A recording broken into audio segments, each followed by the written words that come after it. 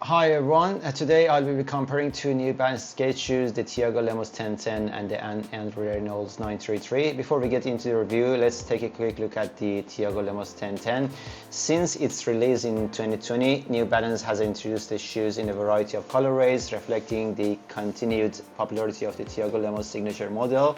As you can see, the 1010 has been released in several colorways over the past years. On the New Balance UK website, there are currently 4 colorways available, including the latest Marble Head with Island Blue edition released as part of the New Balance 2026 Grey Days celebration. Grey Days is a New Balance annual celebration of its iconic grey heritage. The release of new 1010 colorways suggests this model continues to be an important part of numeric lineup. Now let's take a look at the AndrewReynolds 933. First released in 2025 as AndrewReynolds' first signature model for New Balance Numeric, the 933 has since been introduced in a variety of colorways, giving skaters and sneaker fans plenty of options to suit their styles. As you can see from this third-party retailer, the shoes has been available in a range of color, including gray, brown, green, with several colorways currently on sale. On the official New Balance UK website, there are currently 2 colorways available: dark olivine and camel with dark brown, both also on sale.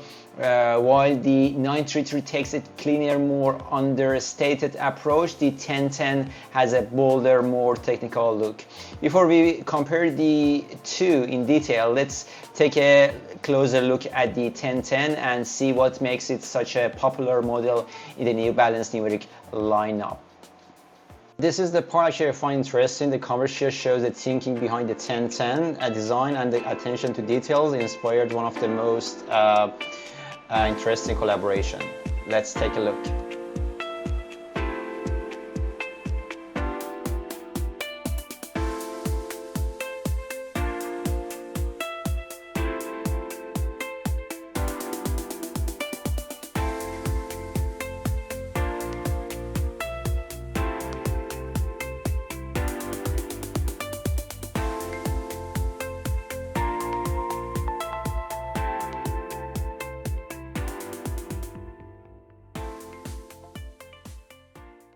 One of the best examples of the 1010 versatility is this collaboration with Ron. Rather than redesigning the shoe, Ron refined it with premium materials and subtle detailing. It keeps the iconic silhouette intact, showing that the original design was already strong enough to stand out in a more premium lifestyle context.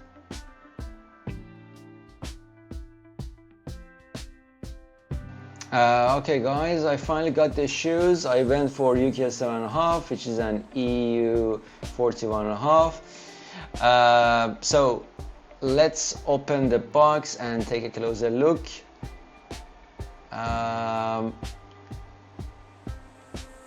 Well, honestly, I really like the color combination at the first sight. The gray suede, the light blue mesh, and the way actually New Balance has outlined the logo in the blue.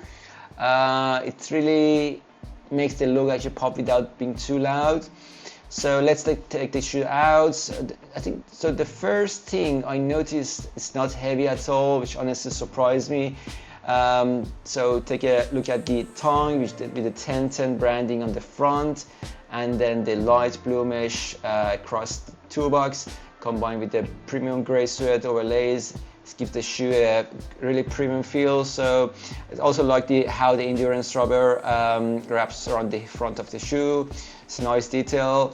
And also around the heel you can see the phantom hit supports, and around the heel you can see the fuel cell, and even when just pressing it with my hand you can feel actually how soft responsive it is. I'll explain about it actually in a few moments. And well, you can also see the generous padding around the heel collar, which should keep your foot secure,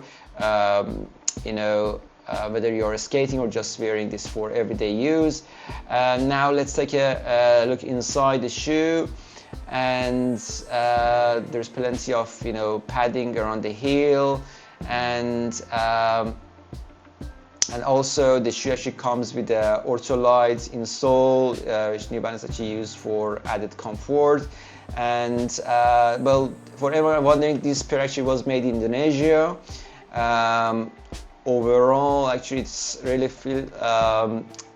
it's already feel much more premium than I expected from a skate shoe. Even looking at the stitching, around the heel, everything actually looks really clean and well finished. And the more actually I look at this shoe, the more I like it. Let's take a look at the outsole as well. You can see the endurance rubber. Well, I just want to talk briefly about one of the key technologies New Balance has included in the 1010 fuel cell. It's their high energy return foam, designed to feel lively and responsive underfoot. It was first made for performance running, which is interesting to see it here in this skate shoe. So on paper, you're getting this cushioned responsiveness along with durability and grip that the skate shoes needs. You can see the grip pattern looks very aggressive. Even just touching it's feel very grippy. Also like the design give you confidence on a skateboard, even on a slippery surface. Also like the different traction pattern around the edges of the outsole. Now that we have unboxed and look at the Tiago Lemos 1010, and before we get to how it feels on foot, let's move on to the other pair I have been waiting to show you, and the AndrewReynolds 933. Now it's time to take a closer look at how the AndrewReynolds 933 was developed and the engineering behind it.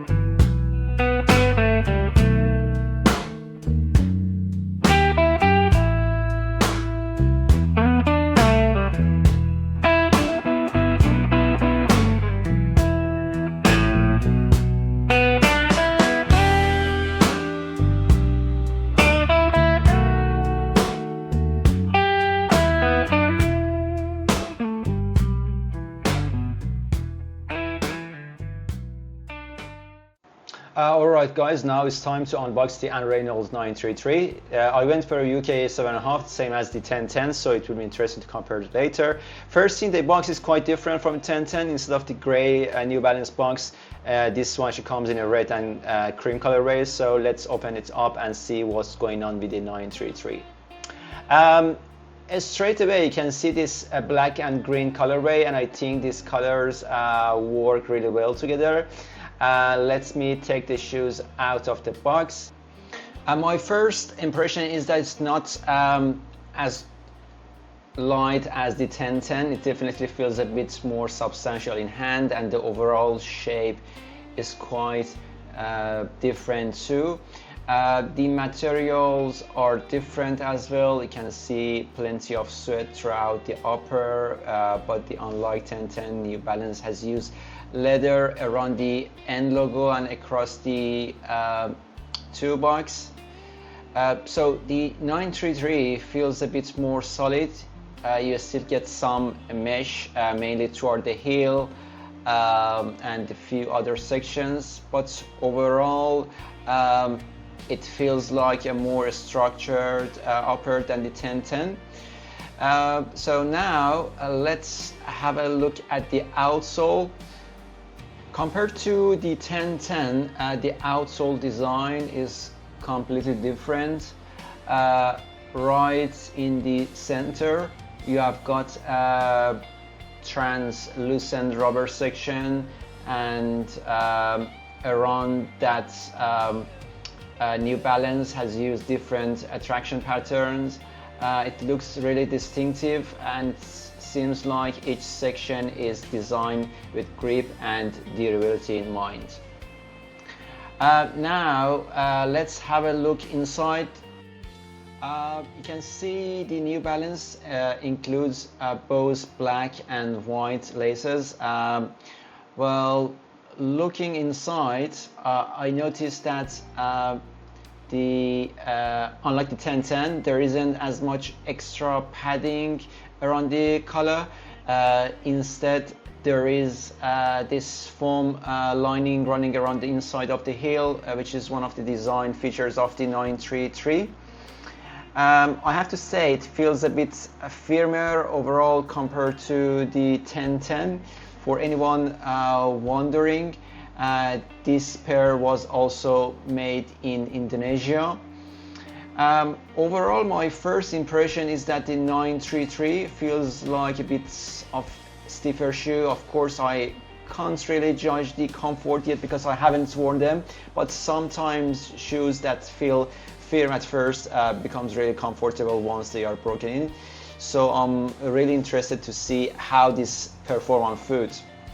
At this point, I've had a good look at both pairs, but I'm going to keep my favorite to myself for now.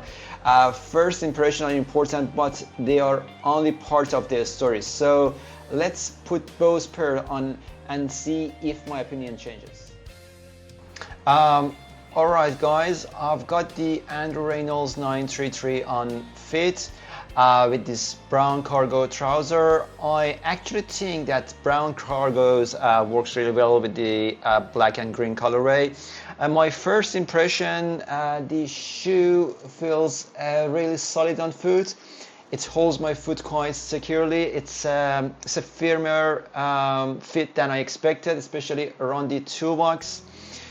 At least for this first wear, I wouldn't call it a soft shoe. Walking around and doing a few little jumps, it feels quite firm and structured and soft or cushioned.